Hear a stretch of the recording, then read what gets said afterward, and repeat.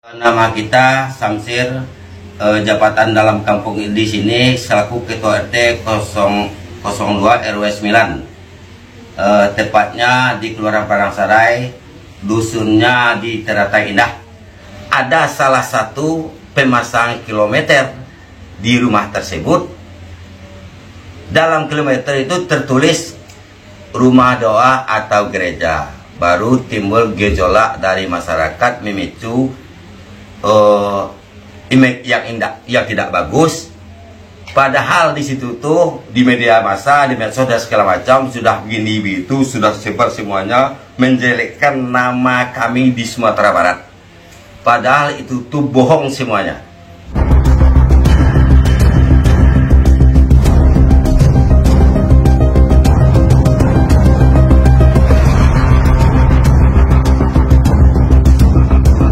Assalamualaikum warahmatullahi wabarakatuh. Teman-teman, masih berlanjut kasus perusakan rumah doa di Padang ya.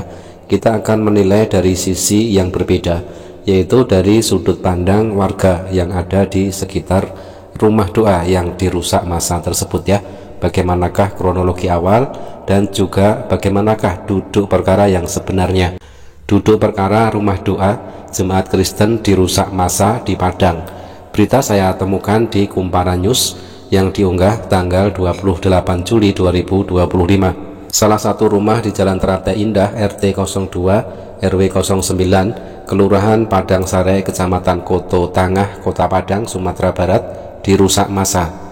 Awalnya warga mengetahui rumah itu dipakai sebagai rumah singgah, bukan gereja. Aktivitas di rumah itu sudah ada sejak sekitar 3 bulan lalu.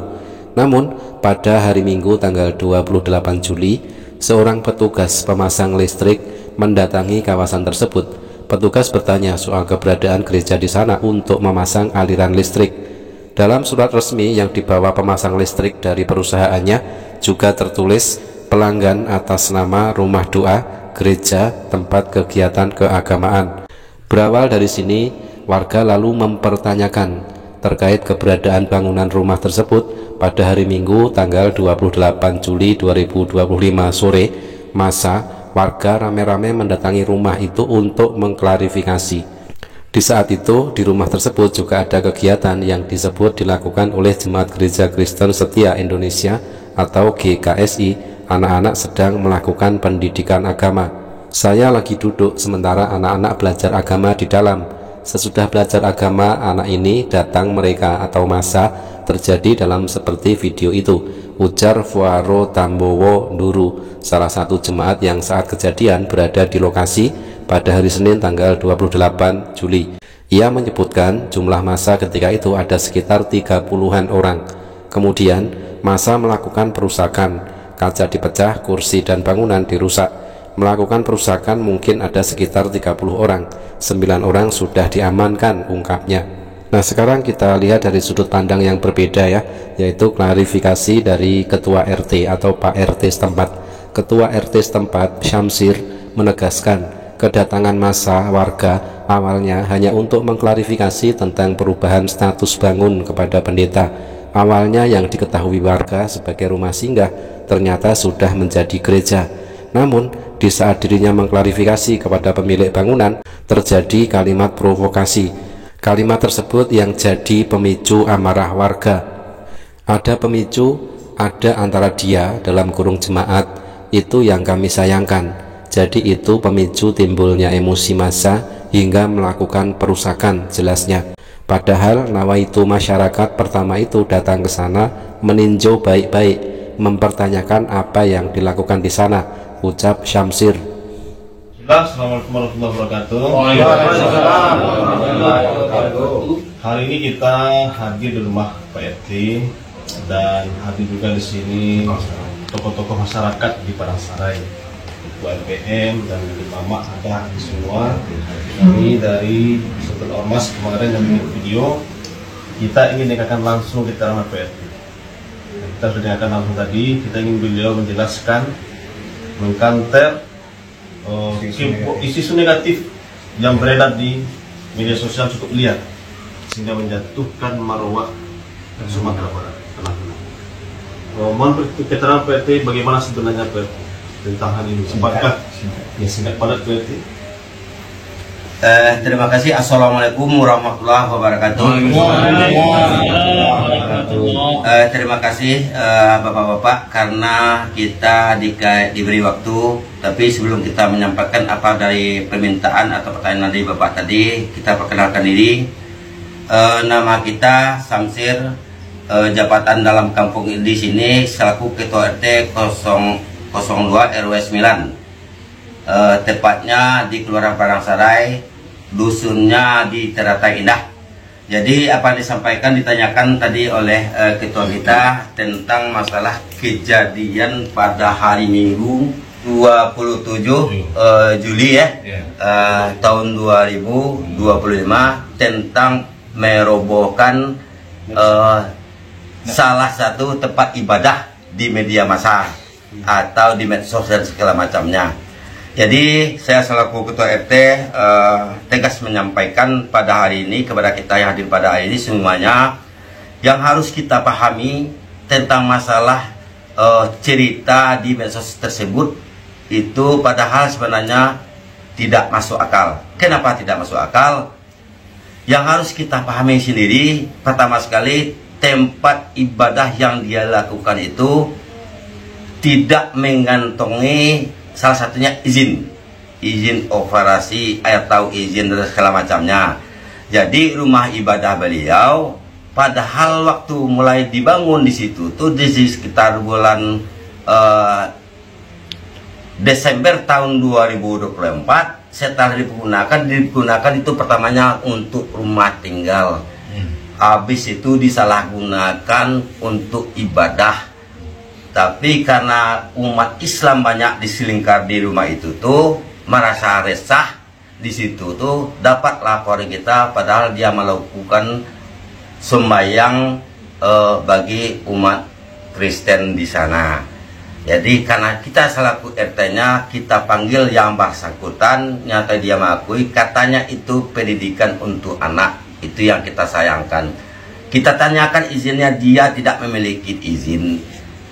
Setelah berjalan juga, waktu berjalan terus meresahkan masyarakat yang dilakukan oleh Bapak Daci itu, akhirnya timbul kecurigaan warga karena ada salah satu pemasang kilometer di rumah tersebut.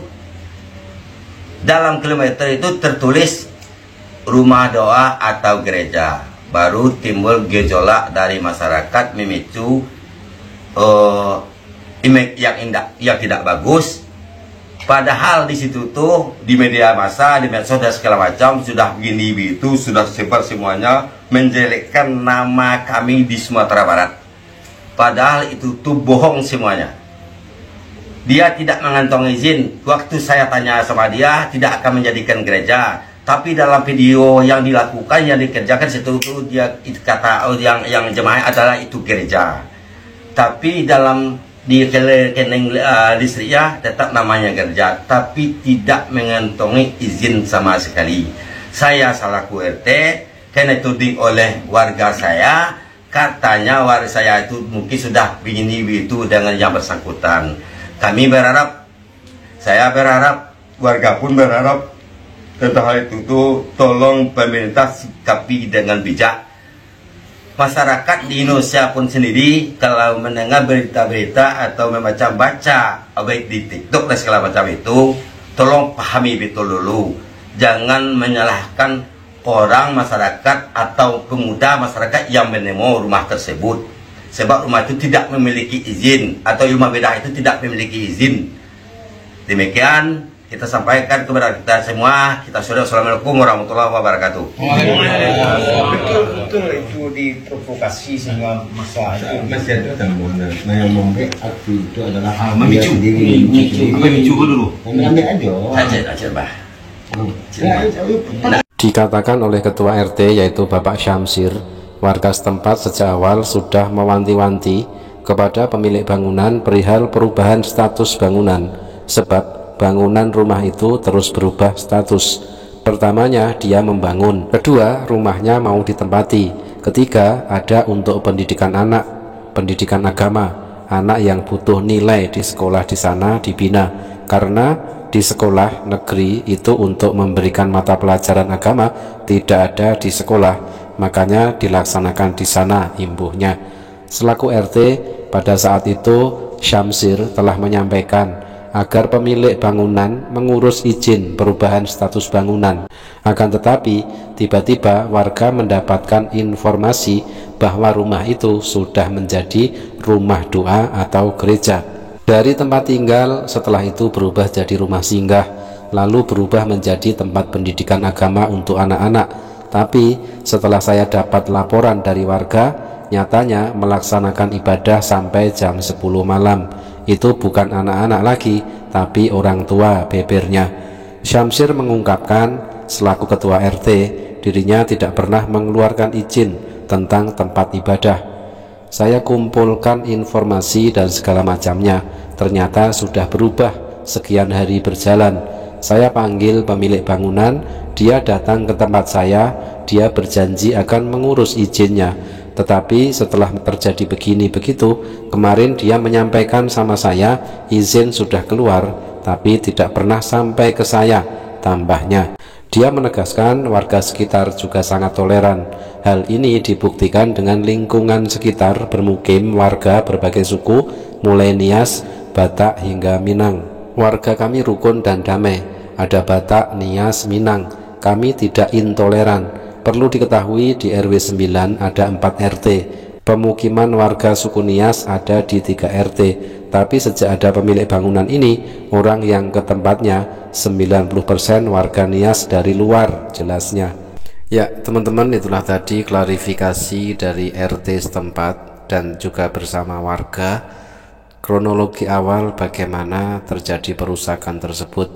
Ternyata yang awalnya tempat tinggal menjadi rumah singgah dan lalu menjadi gereja, itu pun belum ada izinnya. Demikian, terima kasih, mudah-mudahan bermanfaat. Wassalamualaikum warahmatullahi wabarakatuh.